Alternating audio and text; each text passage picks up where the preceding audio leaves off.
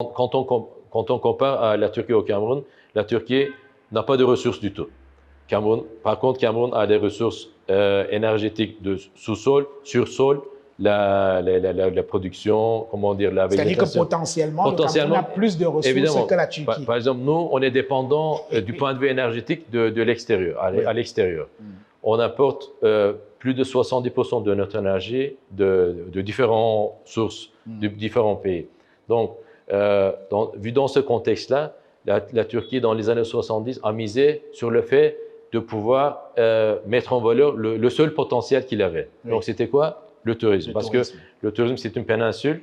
Donc, à peu près une mer intérieure est bordée de 3 mers. Donc, la mer du Nord, Égée et la Méditerranée. On a misé sur le tourisme, l'infrastructure touristique, et qu'on a appelé le tourisme qu'on appelle chez nous, ce sont des usines sans cheminée. Oui. Donc, on a misé sur ça. Évidemment, miser sur le tourisme, ce ne sont pas que des bâtiments. Il faut les aéroports, l'énergie, l'infrastructure. Donc, à partir des années 70, on est venu à ce stade-là. Donc, on est, comme j'ai dit, on est à peu près 5e destination dans le monde. C'est de plus en plus la Turquie est prisée. Donc, la qualité du service, je ne sais pas si vous avez eu l'occasion de pouvoir visiter, la qualité ou bien la diversité culturelle, historique que l'on a, parce que la Turquie, c'est une mosaïque de plusieurs civilisations. Oui.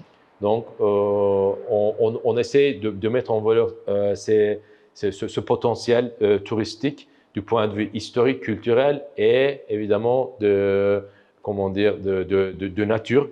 Les destinations les plus prisées, comme vous pouvez imaginer, c'est Istanbul.